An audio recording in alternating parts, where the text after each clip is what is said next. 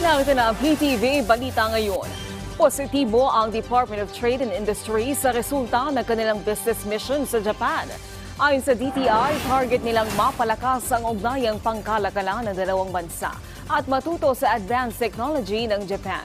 Sa kanilang pulong sa Osaka Chamber of Commerce and Industry, ipinresenta ng DTI ang commitment ng Pilipinas na pag-aanin at pabilisin ang proseso sa pagpasok ng direct investments sa Pilipinas.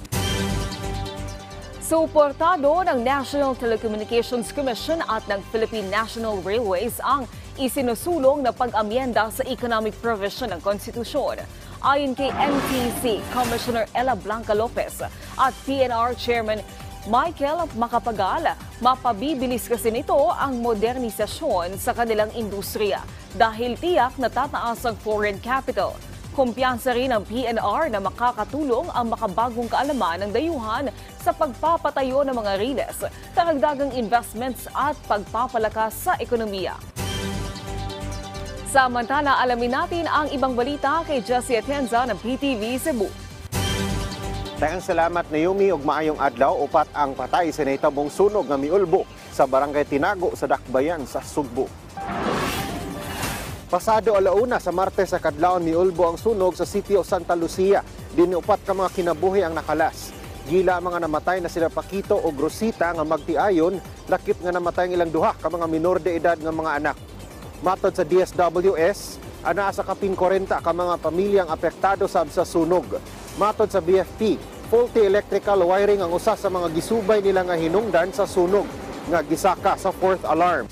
It's really very important, no, to before going to bed, check natin yung mga electrical appliances natin, no, na nakasaksak na hindi naman ginagamit. Akala natin na hindi natin ginagamit, hindi yan nag-consume ng power. Nag-consume din yan. So, much better na pag di talaga ginagamit yung mga decorating appliances, talagang i-unplug. Samtang sa laing bahin, Ilocos Norte Governor Matthew Manotoc miduo pagbalik sa dakbayan sa Danao sa probinsya sa Sugbo. Gilauman nga mas mulambo og mapahingusgan ang relasyon sa duha ka mga LGU human sa pagduaw pagbalik ni Ilocos Norte Governor Matthew Manotoc sa dakbayan. Simbolo sad sa pagbisita sa gobernador ang padayong pagtinabangay sa duha ka LGU, ilabi na sa pagpalambo sa ekonomiya ug turismo. Niadtong buwan sa Disyembre, gibuksan ang direktang flight sa Cebu to Ilocos Norte. Diin dakong tabang kini alang sa ekonomiya sa probinsya sa Ilocos Norte ug probinsya sa Sugbo. At yan ang mga huling balita mula sa PTV Cebu. Ako si Jessie Atienza. Balik sa inyo, Naomi. Daghang salamat, Jessie Atienza. Ngayong 50th anniversary ng People's Television Network, kasama namin kayo sa aming selebrasyon. Kung kayo ay naging bahagi ng PTV, aming natulungan ang may memorable experience sa People's Television Network, magpadala ng alinmang picture, video sa testimonies sa kwentongptv@gmail.com. Maaari nyo rin gamitin ang hashtag kwentongptv at i-post sa social media. Sa 5 dekada, sama-sama tayo mula noon hanggang ngayon.